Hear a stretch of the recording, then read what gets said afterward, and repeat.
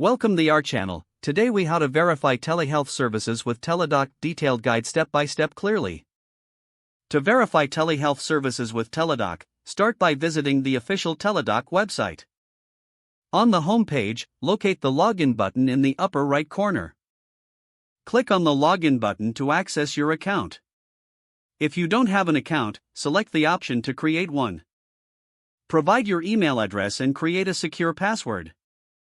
Once logged in, navigate to the Services section from the main menu. In the Services section, look for the telehealth options available. Choose the specific service you wish to verify, such as mental health or general health. Review the details provided for your selected service.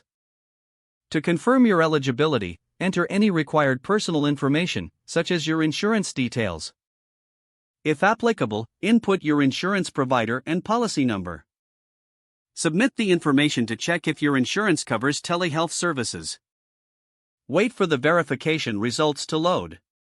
If your services are covered, you will receive a confirmation message. If not covered, the website will provide alternative payment options. For additional support, consider using the chat feature or calling Teladoc customer service. Ensure you check for any service limits or requirements once verified. Keep this information handy for future telehealth appointments. If the page does not load, refresh the browser or try again in a private or incognito window. Make sure you are using the correct email address, then retype it carefully to avoid small typos. If your password is not accepted, use the reset option and create a new strong password you can remember. Check your spam folder for verification or security emails, then complete any requested confirmation steps. Enable two-factor authentication if available to improve account security and reduce unauthorized access risk. After signing in, review your profile details so your contact information and settings are accurate and current.